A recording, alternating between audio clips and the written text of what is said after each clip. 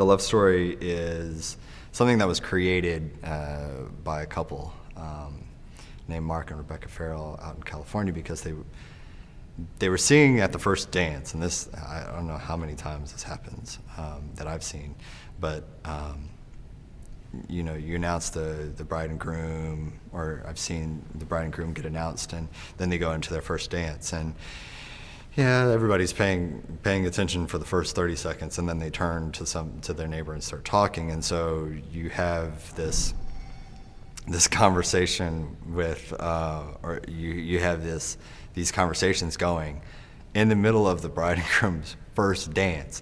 The moment that it all builds up to is that first dance. This is their moment to have that spotlight, and nobody's paying attention.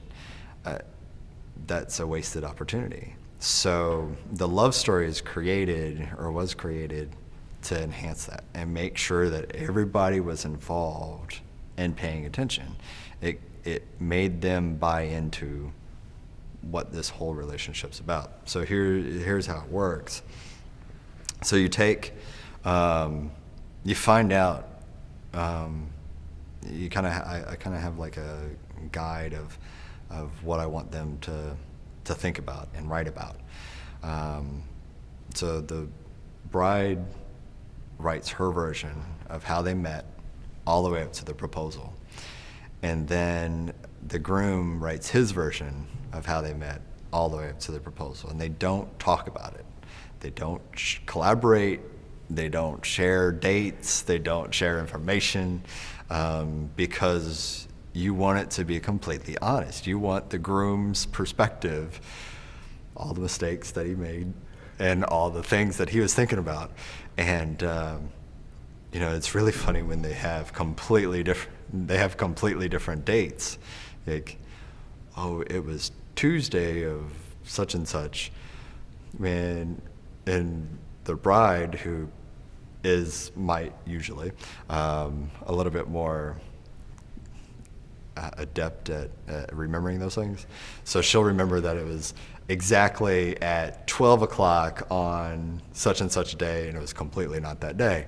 You know, it was probably like a month before. And so you get their perspectives, and the honesty, the rawness of it, and then my job is to put it together and weave that story together, so that I'm picking up both of their personalities, both of their stories, and connecting the two, and somehow reality meets somewhere in the middle, and then at the reception I actually share that, and it becomes a storyteller.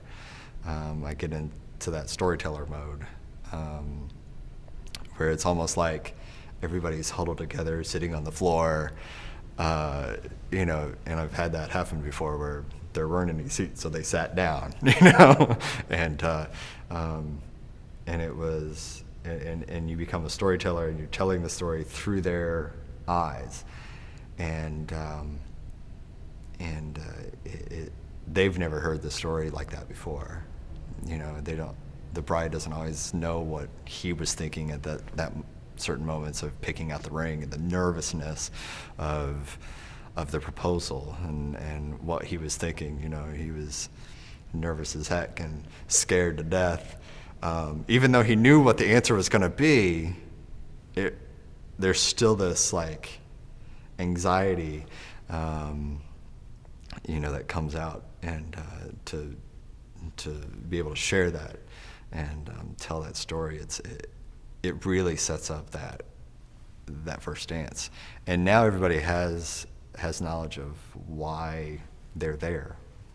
Why am I here celebrating, besides just that these two people got married? But there's a lot more to it than just today. They've gone through all that. Wow, you know, they've experienced that. I didn't know that. You know, that's really funny. You know, oh, that's really cute. You know, and so there's always moments where the guests and the bride and groom are crying, or they're laughing,